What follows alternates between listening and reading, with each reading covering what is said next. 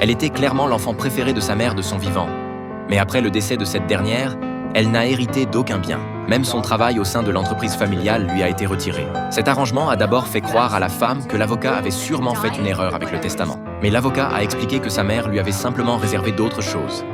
Pas de part dans l'entreprise, pas de bien. Tout ce que sa mère lui a laissé, c'est une liste de souhaits qu'elle avait écrite à 13 ans et un CD enregistré par sa mère avant sa mort. En fait, sa mère avait envisagé de tout lui léguer, mais en rangeant des affaires, elle est tombée sur cette liste de souhaits qu'Amy avait écrite enfant. La mère a dit qu'elle aimait beaucoup cette liste, mais qu'avec l'âge et l'expérience, Amy l'avait peu à peu oubliée. Ses désirs et aspirations d'enfant ont été effacés de force par la réalité de la société. Pour qu'elle puisse vivre sa vie, la mère a mis en place un jeu avant de succomber à sa maladie terminale. Chaque fois qu'elle accomplirait une tâche de la liste, l'avocat lui remettrait un CD vidéo. Une fois toutes les tâches terminées, elle recevrait une enveloppe.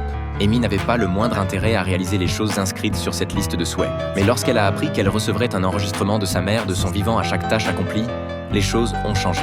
En réalité, le montant de l'héritage ne lui a jamais importé. Si elle était contrariée par les dispositions prises par sa mère, c'était par pure jalousie. En tant que fille préférée de sa mère, non seulement elle n'a pas obtenu les droits essentiels dans l'entreprise familiale, mais en plus, elle a été impitoyablement mise à l'écart. Cependant, en découvrant que sa mère avait d'autres projets pour elle, elle s'est sentie soulagée. Même si les tâches de la liste demandaient beaucoup d'efforts, cela montrait aussi à quel point sa mère tenait à elle. Amy avait 10 choses à accomplir.